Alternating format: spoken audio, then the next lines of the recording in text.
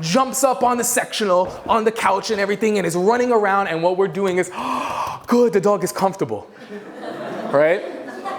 Let's put it in perspective though. Right? Is that what you guys did? Yeah. Okay. So check this out. Right now what's popular is rescuing dogs, right? And the reason we rescue dogs is because we feel bad for them. We want to do right by them, right? So we go, oh my gosh, you poor thing. You're living in a cage. You must have had a horrible life. I want to give you the best life ever. So what we do is we adopt this dog, or we rescue this dog. Often, we don't know the actual backstory. We just know that the dog came from Korea. We just know that the dog came from Hurricane Katrina. We know these things, but we don't know what the dog went through. We don't actually know if the dog was abused. In some situations we do, but because of this, we feel bad for the dog. And we go, oh my God, I want to give you the best life ever. So we adopt a dog, right? We're on our way home. You guys ever see that Extreme Makeover show?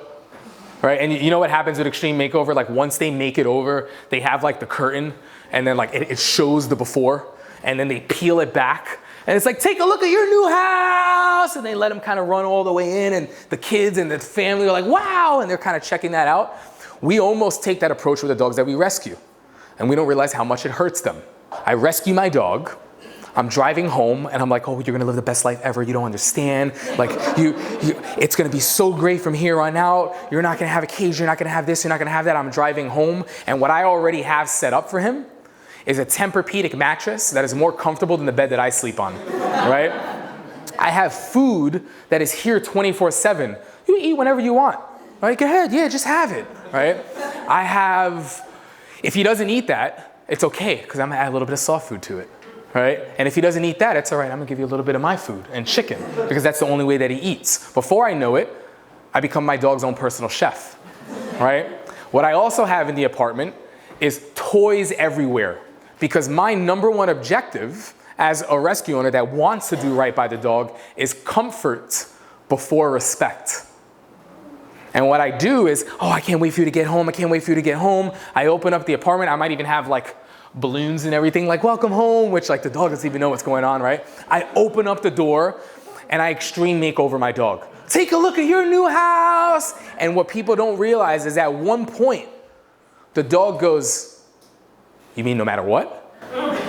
And goes in, goes bananas, grabs a toy, starts squeaking it, runs around the house, jumps up on the sectional, on the couch and everything, and is running around. And what we're doing is, oh, good, the dog is comfortable, right?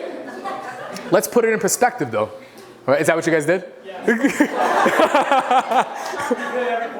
Okay, so check this out. Imagine whether you knew me or not. Let's assume you knew me. You knew I was doing this, like you knew that, right? So you invite me to your place and you're like, hey, we need help with our dog.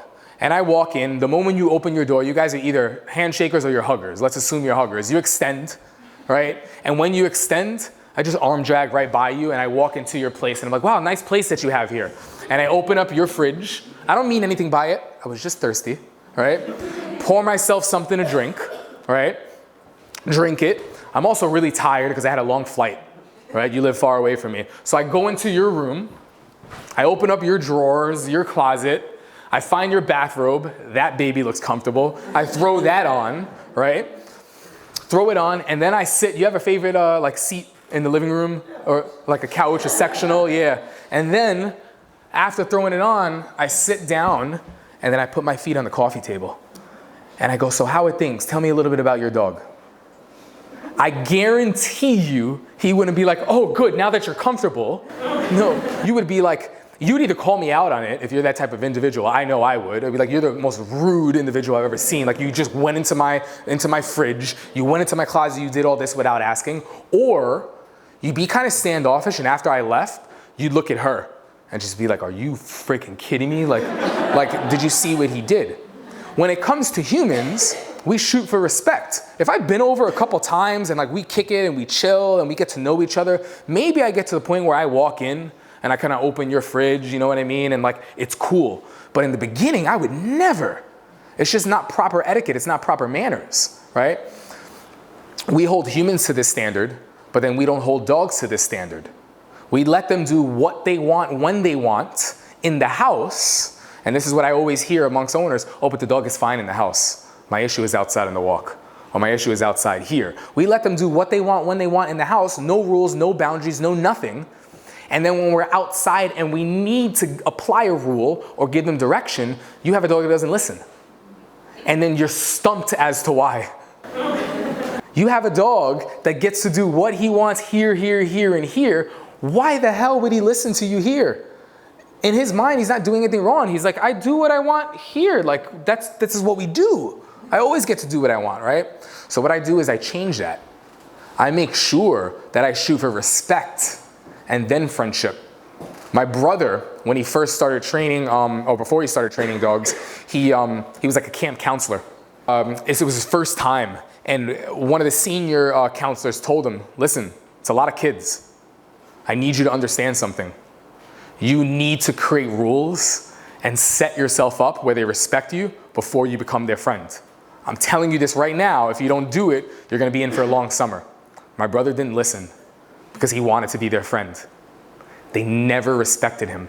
They loved him. They wanted to play with him. But if he asked, okay, kids, sit down now, this and that, they never took him seriously.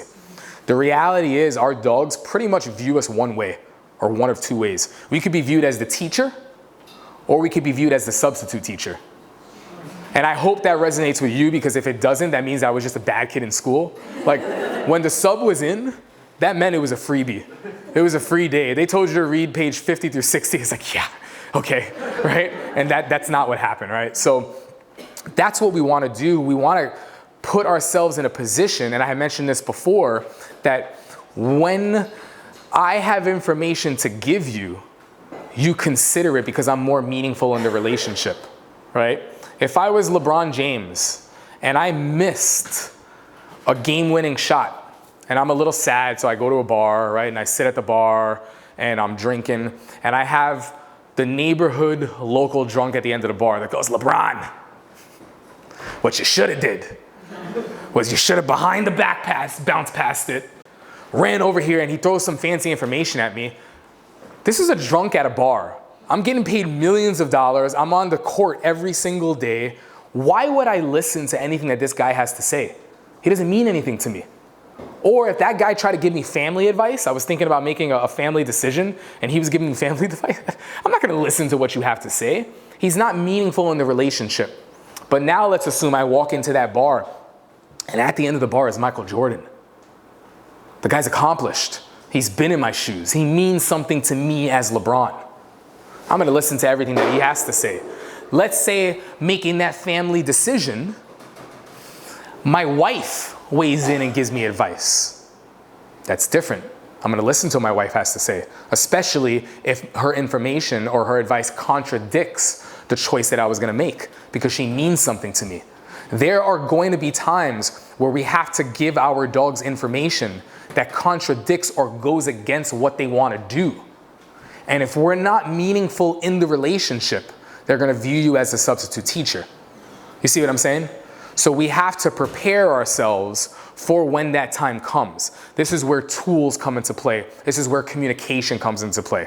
All right?